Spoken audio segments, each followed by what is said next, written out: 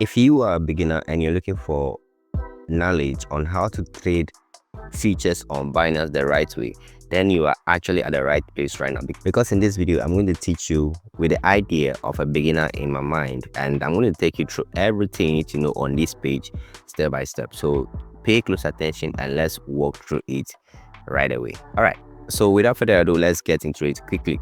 By default, if you log into your Binance account, this is the page you'll be welcome to. This is the home page. So what you want to do is to tap on the features. All right, so if you're new to features, they'll ask you to take some small short quiz and you'll be granted access to this page. Just go ahead and do that. Right, so once you're done with that, this is the interface you are going to be introduced to. Now we have USD SM, coin M, options, and smart money. What we are going to be focusing on is the USD SM for now.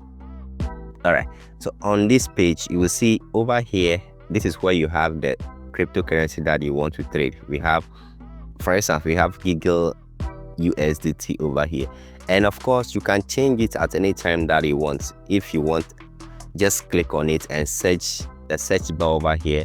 Just come and type the name of the coin that you want. Just type it in the search bar over here. So let's say USDT. So USDT stands for Solana USDT. So you can just click on it and it will appear over here. You can see that, right? The same with any coin at all that you have in mind you want to trade, just come here and search for it.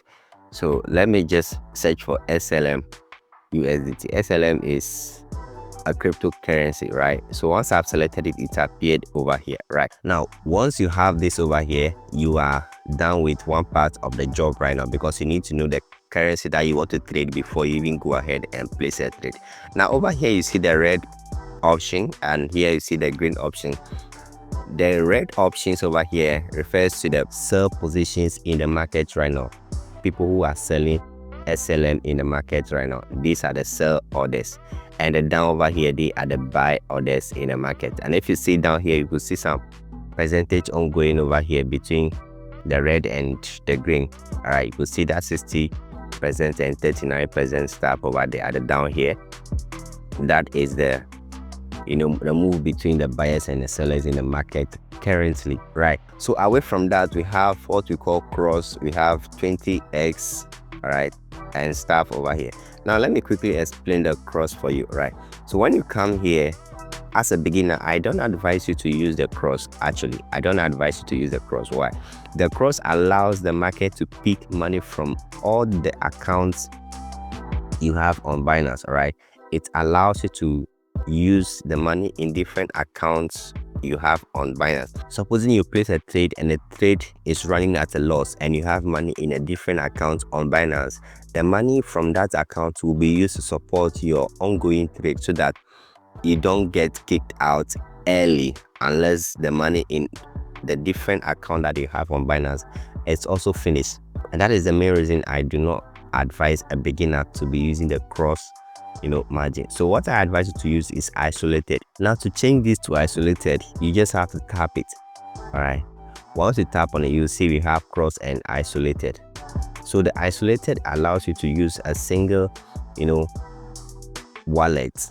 Yeah, let me put it out, a single wallet for your trade.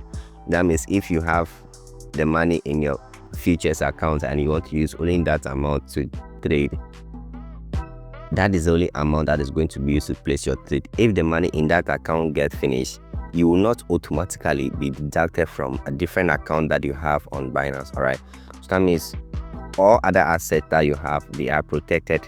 All right, they are protected. So as a beginner, I advise you to use the isolated margin.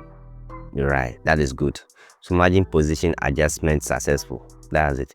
You need to use the isolated, it's better. Now we have what we call the leverage. That is what you are seeing over here as the 20x. Now as a beginner, you don't want to over leverage your account, so it is ideal for you to use from 10 to 15x leverage. It's okay. Remember, leverage is a two-edged sword. It can go in your favor and still go against you. If you have, let's say, $1,000 in your account and you try to leverage everything. You know, the leverage over here, that's not all.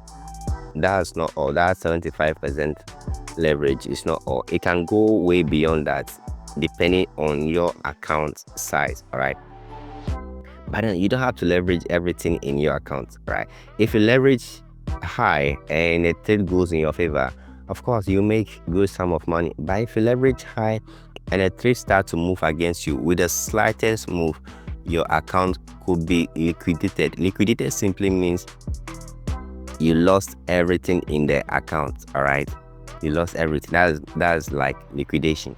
All right, and away from that, the most important thing I need to show you right now is this over here, available. AVBL showing over here stands for the available balance. That's currently 0.07 USDT available in my wallet over here right now.